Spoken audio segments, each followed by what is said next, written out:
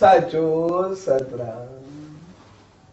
सचे सतराम समझायो त ॾियारी जे मौके ते पंहिंजे घरनि खे साफ़ सुथरो करे उनखे ॾींहं सां जगमगाइण जो मक़सदु आहे त सभ खां पहिरीं पंहिंजे अंदर खे विकारनि वासनाउनि यानी खामियुनि ऐं ख़राबियुनि खां साफ़ करियो ऐं उनखां बाद पंहिंजो पाण खे प्रभु नाम ऐं मालिक जी रहमत खे पाए करे रोशन करियो।